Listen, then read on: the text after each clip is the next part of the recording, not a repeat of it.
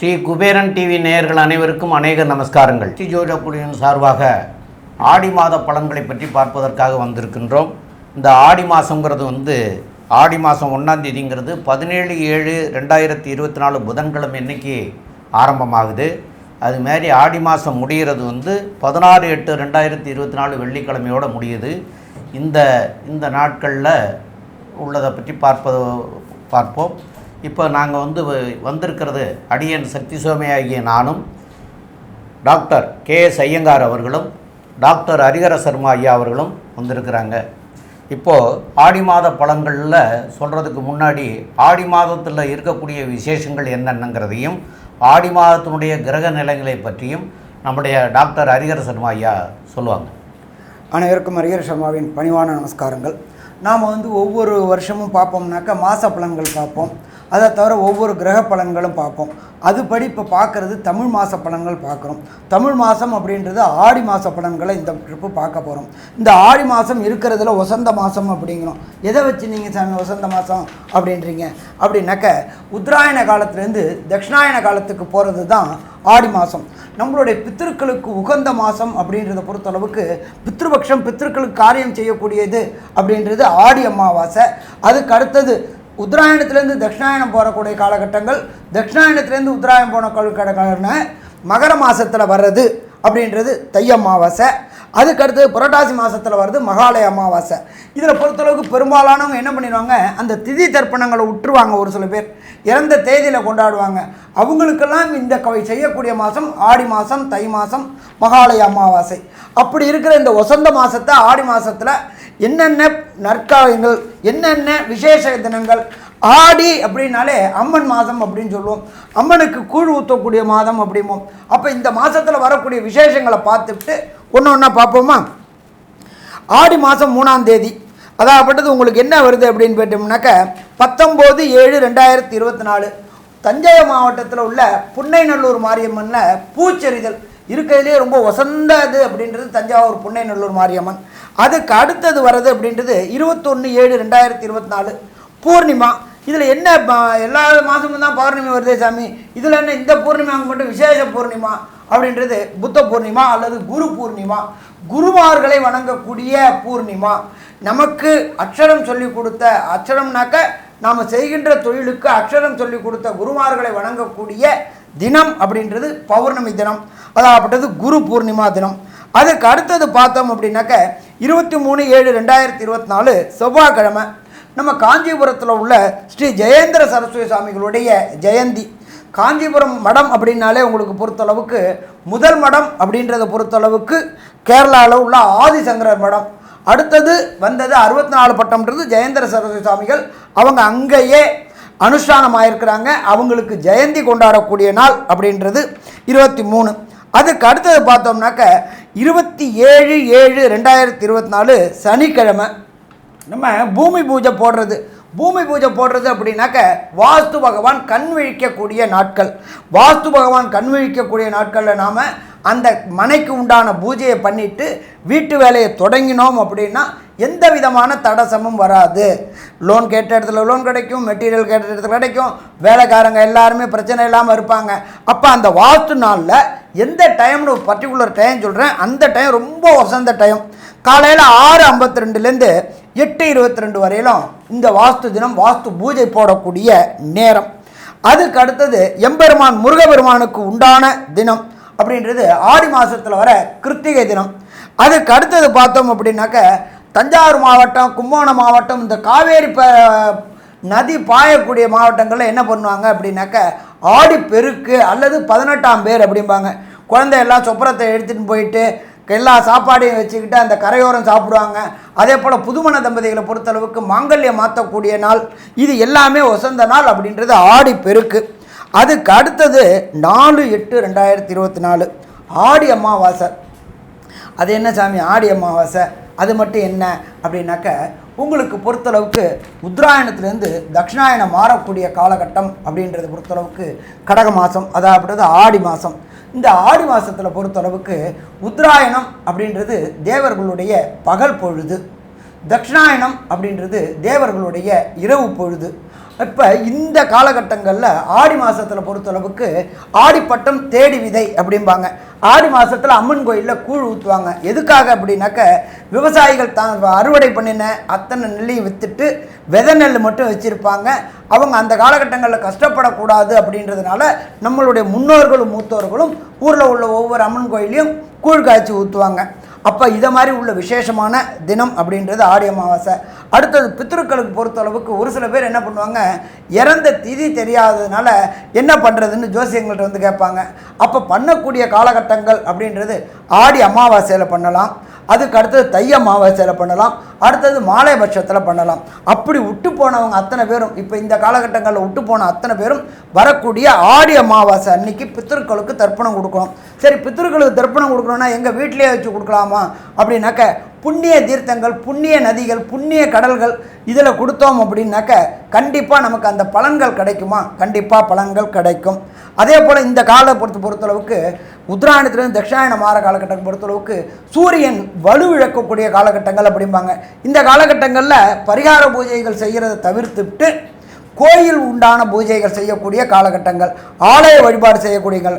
நம்மளோட பொறுத்தளவுக்கு இந்து மதத்தில் பொறுத்தளவுக்கு ஒன்றுமே விளக்கமாக சொல்லியிருக்கிறாங்க, எந்தெந்த மாதம் என்னென்ன செய்யணும் அப்படின்றது. அதனால் இந்த ஆடி அமாவாசை மிக சிறப்பான மாதம். அதே போல் இந்த காலகட்டங்களில் தட்சிணாயனத்துலேருந்து உத்தராயண மாறகட்டங்களில் நல்ல பவரான காலகட்டங்கள் இந்த ஆடி அமாவாசை கொண்டாடினா ரொம்ப சிறப்பாக இருக்கும். அதுக்கு அடுத்தது ரொம்ப விசேஷமானது அப்படின்றது 7/8/2024 புதன்கிழமை. இதுக்கு பேர் ஆடி பூரம். ஆடி மாதத்தில் வர பூரம் அது ரொம்ப விசேஷமான தினம். அதுக்கு அடுத்தது பார்த்தோம் அப்படின்னாக்க 8/8/2024 சங்கரன் கோயில், நெல்லை மாவட்டத்தில் உள்ள சங்கரன் கோயிலில் ஆடி தபசு செய்யக்கூடிய நாள். அது ரொம்ப விசேஷமானது. அடுத்தது 16/8/2024 பெண்களை பொறுத்தளவுக்கு வரலட்சுமி விரதம் வாங்க. வரலட்சுமி விரதம் அப்படின்றது என்ன அப்படின்னாக்க மாங்கல்ய காலங்கள் அப்படின்றது தான் வரலட்சுமி விரதம் அப்படின்றத பொறுத்தளவுக்கு. அப்போ இந்த வரலட்சுமி விரதம் அப்படின்றத பொறுத்தளவுக்கு பெண்கள் தங்களுடைய மாங்கல்யத்துக்காக வரலட்சுமி வச்சு விரதம் இருக்கக்கூடிய காலகட்டங்கள். அதுக்கு அடுத்தது பார்த்தோம்னாக்க எம்பெருமான் முருகப்பெருமானுக்கு உகந்த 29/7/2024 ஆடி கிருத்திகை. இந்த ஆடி கிருத்திகை அப்படின்றத பொறுத்தளவுக்கு எல்லா விதமான முருகன் கோயிலையும், முக்கியமான முருகன் அறுவடை வீடு முருகன் கோயிலை தவிர எல்லா முருகன் கோயிலையும் இந்த ஆடி கிருத்திகை விசேஷமான தினமாக இருக்கும். சரி, இதை தவிர அந்த ஆடி மாதம் பிறக்கிற நாள் கிரகங்களுடைய நிலவரம் என்னென்ன இருக்குது அப்படின்னு பார்ப்போமா? 2ஆம் இடமான ரிஷபத்தில் குரு பகவானும் செவ்வாய் பகவானும் இருக்காங்க. 4ஆம் இடமான கர்க்கடகத்தில் சூரியன், புதன், சுக்கிர பகவான் இருக்கார். காலபுருஷ தத்துவத்தின்படி 6ஆம் இடமான கன்னியா ராசியில் கேது பகவான் இருக்கார். இதை தவிர கும்பராசியில் சனி பகவான் வக்ரம் அடைஞ்சிருக்காரு. இப்போ இந்த வக்ரம் அடைஞ்சது சற்றேறக்குறைய 140 நாள். அப்போ இந்த 140 நாளும் இந்த காலகட்டங்களில் வந்துடுது. எப்பொழுதுமே சனி பகவான் வக்ரம் அடைகிறது மிக மிக சிறப்பு. காலபுருஷ தத்துவத்தின்படி 12வது ராசியான மீன ராசியில் ராகு பகவானும் கொண்ட அமைப்பில் இந்த ஆடி மாதம் பிறக்கிறது. இப்போ ஒவ்வொரு ராசிக்கும் என்னென்ன பலன் இருக்குன்னு பார்ப்போமா? அன்பார்ந்த கன்னியா ராசி அன்பர்களே, கன்னி அப்படின்னாலே அதிபதி புத பகவான். உங்களுடைய ராசிநாதனான புத பகவான் உங்களுடைய ராசிக்கு 11ஆம் இடத்துல சூரிய பகவானோடையும் சுக்கிர பகவானோடையும் சேர்ந்து ஆனந்தமாக இருக்கார். அப்போ ஆடி மாதம் உங்களுக்கு ஆனந்தமான மாதம்னு சொல்லலாமா? கண்டிப்பாக சொல்லலாம்.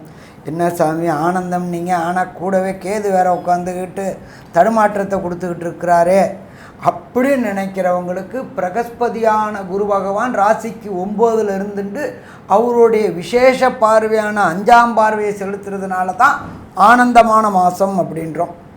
அப்போ ஆடி மாதம் ஆனந்தமான மாதம். சரி, என்னென்ன செய்தால் பிரச்சனைகள் இல்லாமல் இருக்கும்?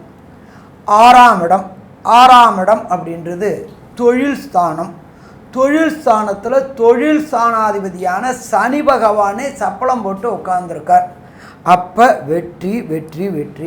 நானும் ரொம்ப நாளாக படிச்சுட்டு வேலை தேடிக்கிட்டே இருக்கேன் அப்படின்னு நினைக்கிற கன்னியாராசி அன்பர்களுக்கு கண்டிப்பாக உத்தியோகம் கிடைக்கக்கூடிய வாய்ப்புகள் மிக மிக மிக அதிகம்.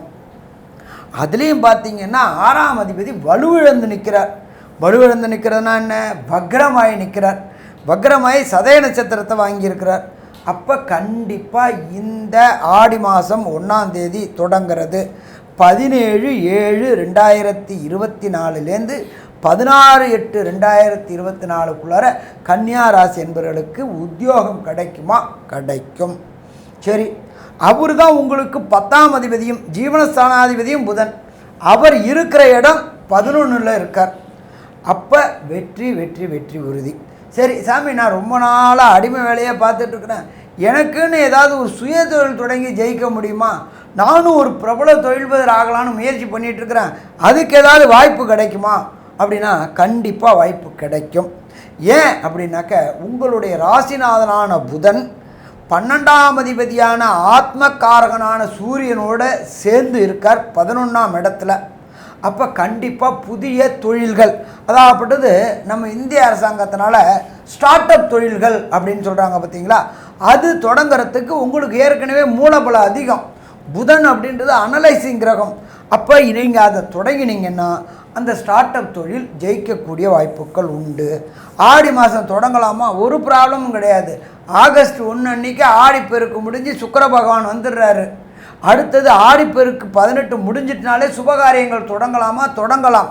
அப்போ அதற்கு உண்டான முயற்சியை எடுத்தோம்னா கண்டிப்பாக புதிய தொழில்கள், ஸ்டார்ட் அப் தொழில்கள் தொடங்கக்கூடிய வாய்ப்புகளையும் இந்த கன்னியாராசி என்பவர்களுக்கு கொடுப்பார். சரி சாமி, 7ஆம் இடத்துல ராகு இருக்கிறாரு, பார்ட்னர் கூட தொழிலில் பிரச்சனைகள் வரக்கூடிய வாய்ப்புகள் உண்டு அப்படின்னு நினைக்கிறவங்களுக்கு அந்த ராகுக்கு இடம் கொடுத்தவர் குரு பகவான். அதனால் அவர் கோதண்ட ராகு ஆகிறாரு.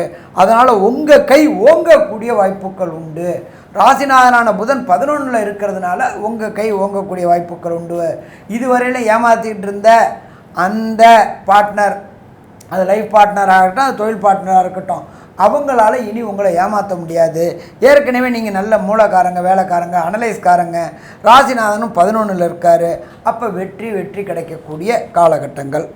சரி, அதுக்கு அடுத்தது இந்த ஆடி மாதம் கன்னியாராசி நேயர்களுக்கு என்னென்ன, 12ஆம் இடத்துல இருக்கிற சூரியன் 11ல் இருக்கிறார், அவர் என்ன தருவார், அரசு தொடர்புடையதில் ஏதாவது நல்லது நடக்குமா அப்படின்றத நம்ம அஸ்ட்ரோ KS ஐயங்கார் அவங்க விளக்கமாகவும் விரிவாகவும் சொல்லுவாங்க. ஐயா, அற்புதம். அதாவது கன்னியா ராசிக்காரர்களை பொறுத்தவரையிலும் 12ஆம் அதிபதி 12க்கு 12ல் இருக்கிறது பெரிய விசேஷம். செலவுகள் அற்ற நிலை இருக்கும். ஃபர்ஸ்ட் ஆஃப் ஆல் வரவுகள் வரல அப்படின்றது அடுத்த விஷயம். செலவுகள் அற்ற நிலை இருக்குது அப்படின்றது பெரிய விஷயம். ஏன்னா வரக்கூடிய பணம் எல்லாமே சேமிக்கக்கூடிய அளவுக்கு இருந்ததானால் அது ஒரு பெரிய ஏற்றத்தை கொடுக்கும். இதை தவிர பார்த்தீங்களேனால் உங்களுடைய ராசிக்கு 12ஆம் இடத்துல சுக்கிர பகவான் வரப்போகிறது, அது ஒரு பெரிய ஏற்றம். ஏன்னா 12ஆம் இடத்துல உங்களுடைய ராசிக்கு 2ஆம் அதிபதியான சுக்கிரன் மற்றும் உங்கள் ராசிக்கு 10ஆம் அதிபதியான சுக்கிரன் உங்களுடைய ராசிக்கு 12ஆம் இடத்துல வர்றதுனால வெளியூர், வெளிமாநிலம், வெளிநாடு தொழில் விஷயமாக வெளிநாடு போயிட்டு வரக்கூடிய வாய்ப்புகள் நிச்சயமாக வரும். 6ஆம் இடத்துல இருக்கக்கூடிய சனி பகவான் உங்களுக்கு ஒரு பெரிய ஏற்றத்தை கொடுப்பார். புதிய வேலை, இவ்வளோ நாள் வேலை கிடைக்கலன்னு கஷ்டப்பட்டு இருந்தவாள் கண்டிப்பாக வேலை கிடைச்சே தீரும் இந்த காலகட்டத்தில். ஏன்னா இந்த சனி பகவான் 6ஆம் இடத்துல இருக்கிறது ஒரு பெரிய ஏற்றம். எல்லா விதமான எதிரிகளையும் வெற்றி கொண்டு நிச்சயமாக அதன் மூலியமாக நீங்கள் எல்லா விஷயத்திலையும் வெற்றியாக இருக்கக்கூடிய வாய்ப்புகள் உண்டு. உங்களுடைய ராசிக்கு பார்த்தலையானால் 9ஆம் இடத்துல குரு பகவான் இருக்கிறது, ஓடிப்போனவனுக்கு 9ல் குரு அப்படின்னு சொல்லக்கூடியதுனால 9ஆம் அதிபதி அப்படின்னு சொல்லக்கூடியவரும் உங்களுடைய ராசிக்கு 12ஆம் இடத்துல இருக்கிறதுனாலையும் தந்தையின் மூலியமாக பணம் அதிகமாக வரக்கூடிய வாய்ப்புகள் உண்டு.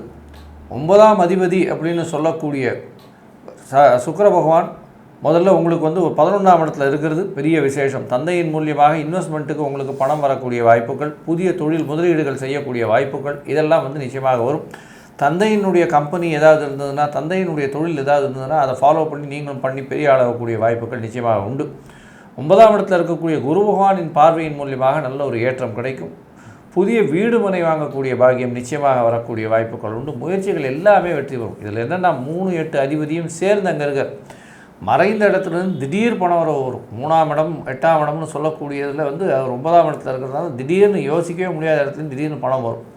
அதுவும் பூமி சம்பந்தமான பணங்கள் வரக்கூடிய வாய்ப்புகள், பித்ராஜித சொத்துக்கள் வரக்கூடிய வாய்ப்புகள் இதெல்லாம் வரக்கூடிய காலகட்டமாக அமையப்போகுது. படிக்கக்கூடிய மாணவர்களுக்கு நல்ல ஏற்றம். ஏன்னா வெளிநாடு போய் படிக்கணும்னு நினைக்கிறவா, போஸ்ட் கிராஜுவேஷன் படிக்கணும்னு நினைக்கிறவா, பெரிய யூனிவர்சிட்டியில் படிக்கணும்னு நினைக்கிறவாளுக்கு நிச்சயமாக வெளிநாடு போகக்கூடிய பாக்கியம். 9ஆம் இடம் வலுப்படுறதும் 9ஆம் அதிபதியும் வந்து 11ஆம் இடத்துல இருந்து அதுக்கப்புறம் 12ஆம் இடம் வர்றதும் நல்ல ஒரு ஏற்றம் கிடைக்கக்கூடிய காலகட்டம். நாட்டை விட்டு வெளியில் போகக்கூடிய வாய்ப்புகள் உண்டு. பெரிய யூனிவர்சிட்டியில் படிக்கக்கூடிய வாய்ப்புகள் நிச்சயமாக இருக்கும். இந்த மாதத்தில் எல்லா விதமான முயற்சிகளிலும் வெற்றி பெறும். ஆனால் சில நாட்கள் வந்து இந்த முயற்சிகளை தள்ளி வைக்கிறது நல்லது. அந்த காலகட்டம் சந்திராஷ்டமம்னு சொல்கிறோம். அதை தவிர இந்த மாதத்தில் ஒருவேளை தசாபுக்தி அந்தரம் சூக்ஷ்மம்லாம் வந்து அந்த அளவுக்கு கை கொடுக்கல அப்படின்னா என்ன எளிய பரிகாரங்கள் செய்யலாம் அப்படின்றதையே நம்ம ஐயா கிட்டே கேட்போம். ரொம்ப அற்புதமாக சொன்னீங்க ஐயா. உங்களுக்கு இந்த வரக்கூடிய இந்த மாதத்தில் வந்து சந்திராஷ்டம தினங்கள் அப்படிங்கிறத வந்து நம்ம பார்க்கணுன்னு சொன்னால், வரக்கூடிய ஜூலை மாதம் 27ஆம் தேதி சனிக்கிழமை மாலையில் 5:24 முதல் 28ஆம் தேதி ஞாயிற்றுக்கிழமை 29ஆம் தேதி திங்கட்கிழமை இரவு 8:22 வரைக்கும் உங்களுக்கு சந்திராஷ்டம தினங்கள். இந்த சந்திராஷ்டம தினங்கள் அப்படின்னு சொல்கிறதுல வந்து புதிய முயற்சிகள் எதுவும் எடுக்க வேண்டாம். அதே மாதிரி பயணங்கள் எதுவும் செய்ய வேண்டாம். இந்த ரெண்டையும் தவிர்க்கிறது நல்லது.